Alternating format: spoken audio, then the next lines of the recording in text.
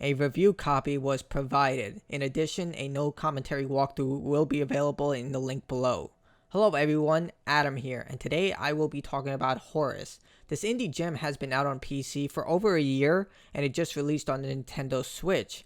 As always, this will be a short impressions. For the full review, check out NoobFeed.com by clicking the link in the description below.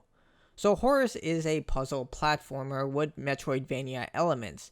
The title has a lot of incredible qualities, but its very gameplay unique boss encounters and a lot of popular cultural references is what kept me going well until the end.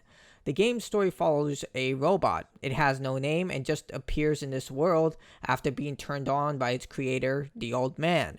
At first, it seems that this creation was just for companionship or for labor purposes, but eventually you learn that the robot has a very dark origin and there is a lot of history to its creation. The robot, in fact, is unaware of all of this. It just knows that it came into existence and that it automatically trusts the old man. It often feels emotions that it doesn't fully understand and simply wants to be with the people it considers friends and family. After a devastating event, the robot is unable to process what happens and shuts down. I won't say what this is for spoiler reasons. After restarting, it finds everyone is gone and it goes to look for them. Not long, the robot is roped into more things than it expected, with the story taking the robot on dark adventures and the supporting cast going through things such as war and death as you find out more about the robot's creation, the old man, and the uncertain future of humanity. I know that seems like a lot to grasp from these very comical and almost cartoonish visuals. When you look at the animation, it kind of seems like it would be a whimsical adventure, but that's not the case. Despite the retro visuals and colorful character models, this is not a happy game. There is a lot of humor and there's a lot of popular cultural references, but there's also a lot of death and topics on morality, life, and purpose that often come up. In fact, it's a lot like Nier Automata with the messages that they provide here, at least from my perspective. It doesn't go as deep with the philosophical agenda as Nier Automata did, but when it comes to things such as what matters most in your life and what means to be alive, yeah, those topics are brought up here. The entire dialogue is told through the voice of the robot and how it interprets what is being said and how people look towards it. So it definitely gives you a full-on impression of what the robot looks in this world and how it sees it. The gameplay is your basic platformer with gravity-focused gameplay. The robot can defy gravity and cling to surfaces thanks to its shoes. The developers included a lot of platforming challenges that take advantage of these mechanics as the robot gains new abilities. Most of these involve more mobility options like swimming or breaking into previously closed off areas. Combat is one of the weaker elements, usually involving picking something up and throwing it or avoiding damage altogether. You can purchase upgrades that help you in the adventure, and they're completely optional if you want an increased challenge, such as increased hover time when jumping or more shielded. Shields allow the robot to take fatal damage and increase if you decide to upgrade that even further. You can earn money by collecting junk and rare gems or by completing odd jobs. This includes dishwasher, postal worker, or brickmaker. It's a lot like those rhythm-based puzzles that were included in the Mario & Luigi RPG series by Alpha Dream. Money is also used to buy tickets so you can use the train, but there was never a moment in the game where I didn't have enough money to travel through the train, but there were occasions where I didn't have enough for certain upgrades, but again, you can take the odd job and just earn more money. It's completely up to you. Horace does have an array of mini-games ranging from story requirements to optional.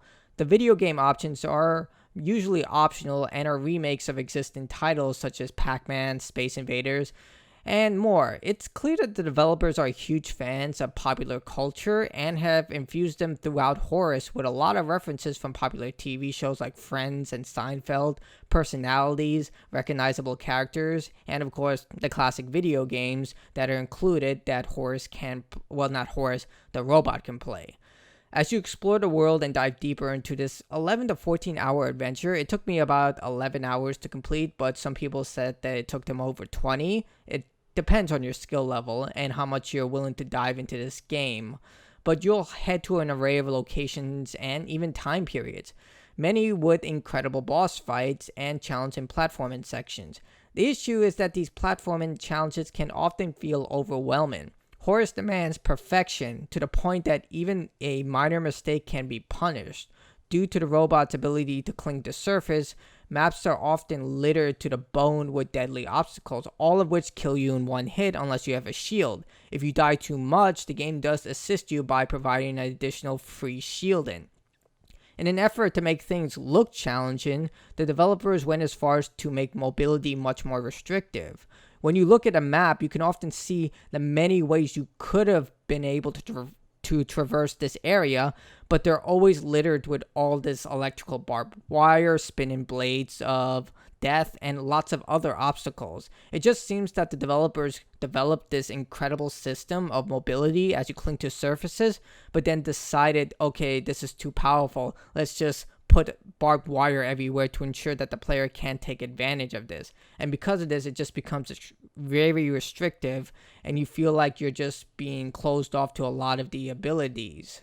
Thankfully, checkpoints are plentiful, and the areas tend to be very short, and if you happen to die, respawning is extremely quick. However, I found that shortcuts would have made a lot of these sections a lot easier to deal with, because you'll have to redo entire platforming sections multiple times, where a simple shortcut would have allowed you to bypass them. After chapter 11, you'll notice that you have to go through specific sections 2, 3, 4, even 10 times, but for some reason, instead of just offering a simple shortcut in order to bypass this area, you have to do the entire area all over again. There are shortcuts, but they're far and in between. For example, in this area, you have to constantly cross this entire section, when a door right here would have been ideal for you just to bypass this section. And again, you have to do this every single time you want to go to this opposing area, and you have to do it because the bosses that you have to face are from this area, so you have to go past it every single time. And after the 6th and 7th time, you're going to be like, why isn't there a door right here? As for the boss fights, sometimes they can be incredible, and often they can be way too punishing. For example, the Earth boss is an Arkanoid challenge, but during the second phase of the boss, it starts to shoot pine cones that explode into projectiles that you must avoid, while at the same time repelling boulders, or they'll destroy the bridge, while the barriers protecting the boss can regenerate. In another fight against a helicopter, the game would not show me the batteries I needed to defeat the boss. Instead, I had to just pick up the empty silhouettes and hope that the NPC that I needed in order to beat the boss would react to them. I don't know if this was a glitch or an issue, but I watched a few walkthroughs on the PC version, and apparently this is part of the game. Either way, it seemed kind of cheap. This may seem like I had a terrible time with Horace, but it was actually the opposite. I had a great time, but improvements could have been made that made the experience much more intuitive, reducing the amount of obstacles on surfaces that were not part of the outer layer of the environment, so the player had more options available to them, and including more ways to bypass commonly used paths would have been great, and would have provided a lot more ways to streamline the experience, so you don't feel like you're constantly repeating the same sections over and over.